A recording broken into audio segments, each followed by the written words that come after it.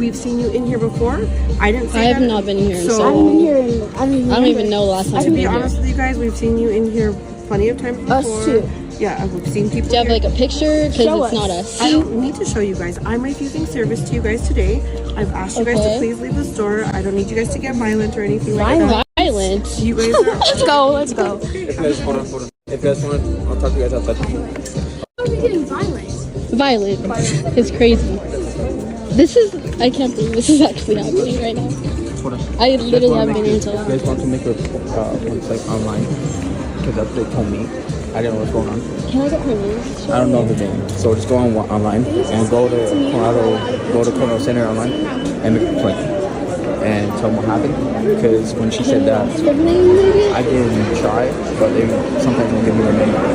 And they just kicked us out of the store. But you guys are free to shop if you guys want. But they told me they called me what's going on. But you're not in trouble. I can see what's going on. So you guys are free to shop, do what you want. But I'll talk to them. That's what we tried to do. We said we have the right to refuse the service and they kicked us out of the store. So, I can't believe it. I can't believe it. Kicking us out of the store. so now you guys are kicked out from the mall. Just you can shop wherever you guys want. I will talk to them if you guys make a complaint online. You know, H&M, the clothing company, well, they just made the worst mistake of their lives. So these two girls on TikTok were shopping around the store, minding their own business, when out of nowhere, a secure purity guard approaches them and tells them that they have to leave immediately. They were so confused because they were doing nothing wrong. And then the associate joins the security guard and says that they have the right to refuse service to anyone for no reason. The girls were being very polite and gave them back the clothes. But then they asked why they were getting kicked out, and neither the security guard nor the employee could give them a direct answer. So why do you actually leave the store? Because we're just refusing service. We don't have to have a reason. They just kept asking them to leave the store for no reason. And when they posted this onto TikTok, it went extremely viral within the first day. A lot of people are convinced that this whole thing was discriminatory and that the girls were treated extremely unfairly. What's crazy is that even if this employee was implying that the girls were stealing, the girl in the video is wearing a $100 sweatshirt. Like, you're probably not going to be doing something shady if you're dropping that much on a sweater. H&M is getting canceled over racism. Wait, so why do you have to leave the store? Because we're just refusing service. We don't have to have a reason. You know H&M, the clothing brand? Yeah, they just made the biggest mistake of their lives. Two girls were shopping in the store, minding their business, when a security guard suddenly told them they had to leave. No explanation. Nothing. They were totally confused. Hadn't done anything wrong. Then, an employee backed up the guard saying, "We have the right to refuse service to anyone." Still, no reason given. The girls were polite, handed back the clothes, and calmly asked, "Why are we being kicked out?" The answer, "We don't need to have a reason." They recorded everything, and when they posted it to TikTok, it went viral fast. People flooded the comments saying this looked like blatant discrimination and that the girls were treated unfairly. And here's the kicker. Even if the staff suspected something, one of the girls was literally wearing a $100 sweatshirt. You're telling me someone dropping that much cash is the one stealing? Make it make sense. H&M. What do y'all think? Was this profiling or protocol gone wrong? We're gonna go ahead and just refuse service. There's no reason. That's what we're gonna go ahead and do today. I'll go ahead and I'll take that. If you guys could go ahead and please leave the store, we'd really appreciate it. Wait, so why do you have to leave the store? Because we're just refusing service. We don't have to have a reason. If you don't listen to anything else that I tell you in life, listen clearly when I say this. Never think that you matter more to a company than their bottom line. This manager was under the impression that she had a certain level of authority, and she decided to abuse that authority by putting two black teenagers out of a store and refusing them service before also antagonizing them and saying, "I need you guys to leave before you get violent." You in here plenty of times before. Us too. Yeah, we've seen people. Do you have here. like a picture? Because Show it's us. not us. I don't need to show you guys. I'm refusing service to you guys today. I've asked you guys to Okay. please leave the store. I don't need you guys to get violent or anything like that. Violent? You guys are. Let's go. Let's go. From what I'm hearing, Becky has already been canceled. She's already been terminated. But she made the mistake that I've seen a lot of people make, especially in corporate. And that mistake is cutting up on the job and thinking that that corporate company is going to back you. Granted, there are a lot of shenanigans that take place in the corporate setting. But don't ever get comfortable to the point of thinking you could do something so egregious that they will step in for you instead of worrying about their bottom line. H&M literally only has 30 minutes. Do you know you have 30 minutes? Are you kidding me? 30, yes. We're talking about a company that was getting backlash already for that monkey incident that a lot of people did not forget. And we're also talking about a store whose quality has torpedoed and gone downhill. The ghetto. The ghetto. The ghetto.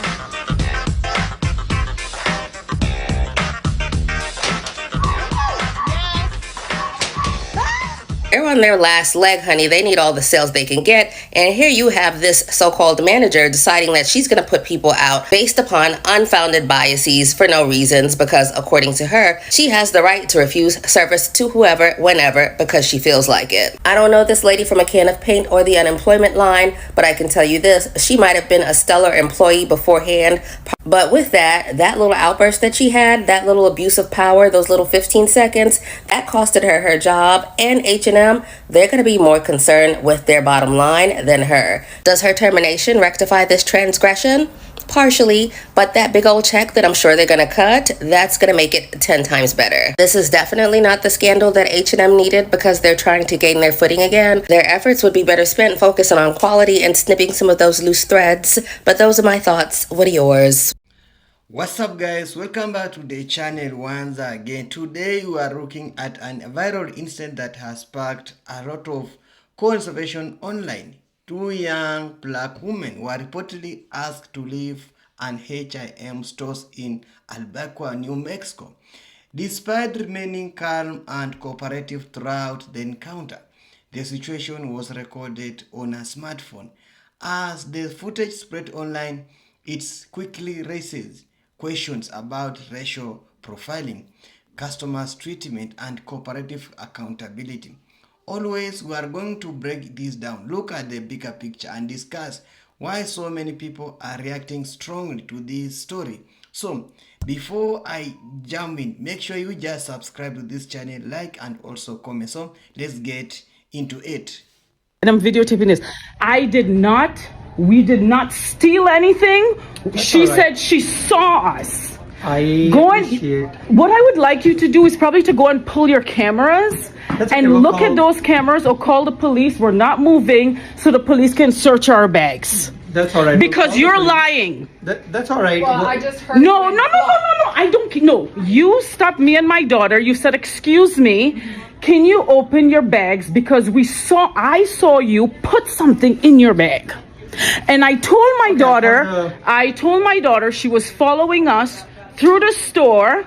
You probably are racist, most likely, because you saw two. I don't care. No. That's okay. We need to so stop. Call the no. We don't need to stop. We need to stop there. Because she's lying. Because no. Because she said she saw.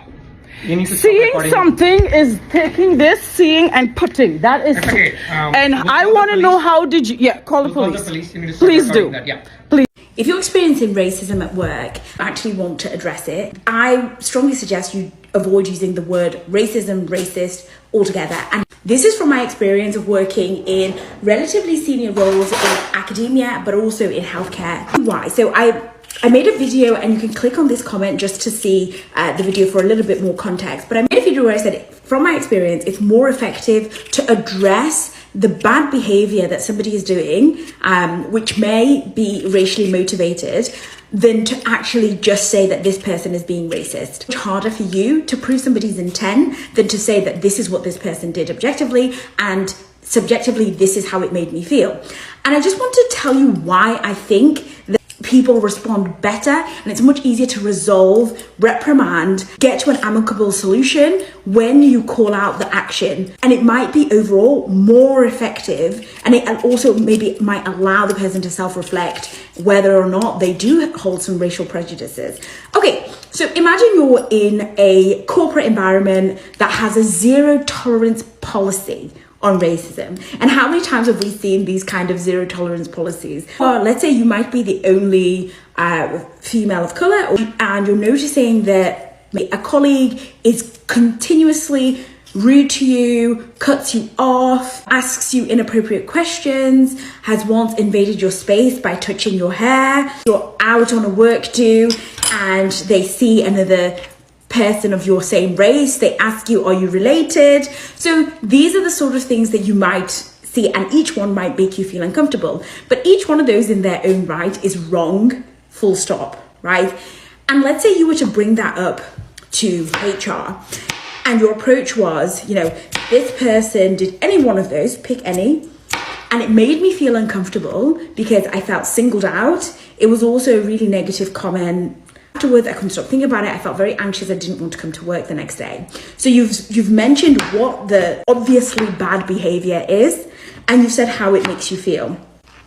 Now, it is much easier for people who don't have the same demographics as you to acknowledge that, oh yeah, those things are bad. And it's sad that this person felt bad. They shouldn't feel bad coming to work. Now, if you take the approach of going to somebody in HR, let's say, and saying, well, I feel like this person is racist, they're going to ask you why. And it brings you back. You need to tell me what the person's actually done. Let's say you do start to explain to them the action. This conversation now, from my experience, gets derailed because the HR person is trying to understand why you would think that that was racist. So it's no longer about the bad behavior that this person and this colleague has exhibited.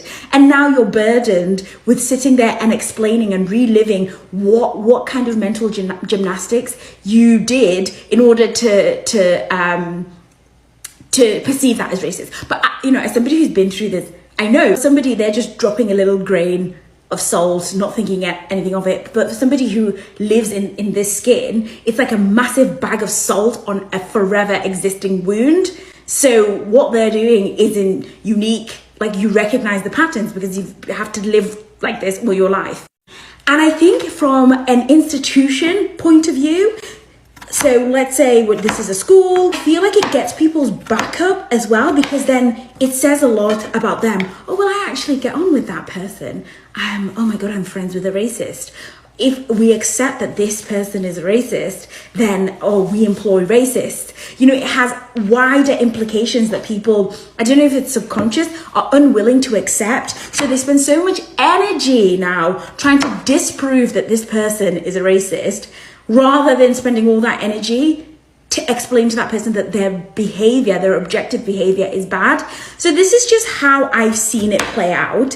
And this is from childhood into my early career.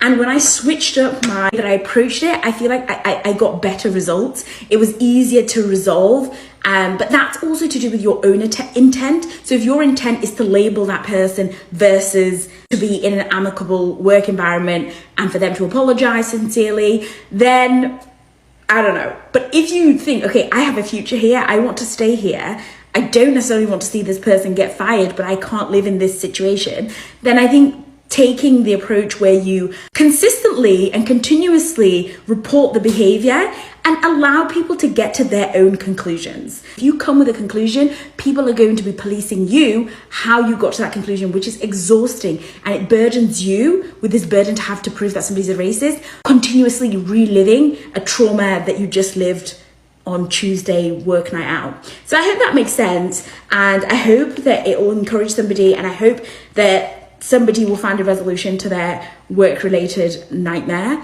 And more than anything, I hope that nobody needs this advice. Hello guys, welcome back. One of the first things that stood out to me is how calm this young woman reportedly remained during the entire situation. Think about that for a second. Most people would be frustrated if they were asked to leave a store without a clear explanation. Yet, according to the video, they stayed composed and repeatedly asked for a reason. That's important because it puts the focus back on the action of the employees rather than on emotional reaction from their customers. And honestly, this is where technology has completely changed the game. Here's a core situation like this would easily become as he said, she said story. A customer could make a complaint, the business could deny it, and the public would never know what actually happened. Today, almost everyone has a smartphone. That means incident can be documented in a real time, whether you are dealing with unfair treatment, discrimination, or simply poor customer services. Video footage creates a record that people can see for themselves. In many ways, smartphone has become one of the most powerful tools for accountability. Now, let's talk about the large controversy this incident has created. A lot of people online are asking whether a racial profiling is still happening in retail spaces. The reason this discussion keeps coming up is because trust matters. Business rely on customers to feel welcome, respected, and valued. The moment people begin to feel targeted or judged because of their appearance, trust starts to break down. And once trust is damaged, it's very difficult to rebuild.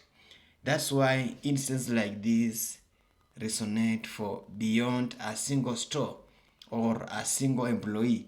People see these stories and begin asking themselves, could this happen to me? Will I be treated the same way? Those questions are what make this situation so powerful and controversial. Another major development is that H&M reportedly acknowledged the instance and confirmed that the employees involved is no longer with the company. Now, regardless of where people stand on this particular case, it shows something important. Public accountability matters. Companies today understand that consumers are paying attention when footage goes viral. Business often face pressure to investigate, respond, and explain what happened.